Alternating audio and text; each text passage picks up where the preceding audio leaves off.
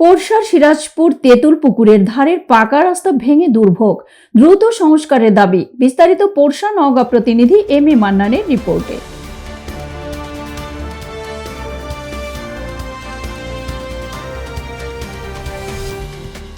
নওগাঁ জেলার পোরশা উপজেলার মসজিদপুর ইউনিয়নের সিসা থেকে নিয়ামতপুর পাকা রাস্তার সিরাজপুর তেঁতুল পুকুরের ধারের একটি পাকা রাস্তা ভেঙে পড়ায় চরম দুর্ভোগে পড়েছেন এলাকাবাসী।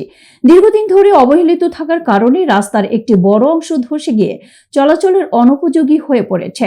গতকাল 29 মার্চ রবিবার বিকেল 5টায় সরেজমিনে গিয়ে জানা যায়, সাম্প্রতিক বৃষ্টিপাত ও পানি বৃদ্ধির ফলে পুকুরের পাড়ের মাটি সরে গিয়ে রাস্তার নিচের অংশ ফাঁপা হয়ে পড়ে।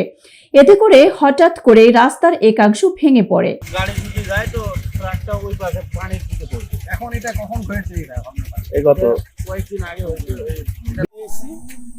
পুরাটা ভেঙে গেছে রাস্তা। এখানে বড় বড় গাড়ি যান চলাচলের জন্য পুরা সমস্যা হয়ে যায়।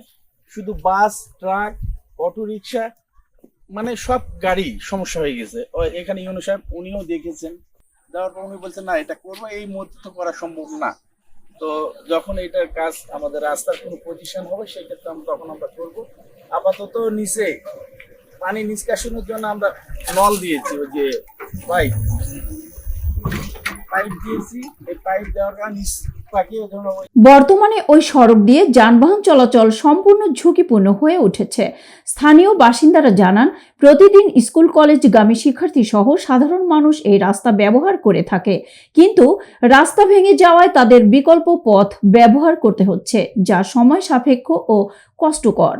এলাকাবাসীর অভিযোগ, বিষয়টি সংশ্লিষ্ট কর্তৃপক্ষকে জানানো হলেও এখনো কোনো কার্যকর উদ্যোগ নেওয়া হয়নি। এ বিষয়ে সংশ্লিষ্ট কর্তৃপক্ষের দ্রুত হস্তক্ষেপ কামনা করেছেন ভুক্তভোগীরা।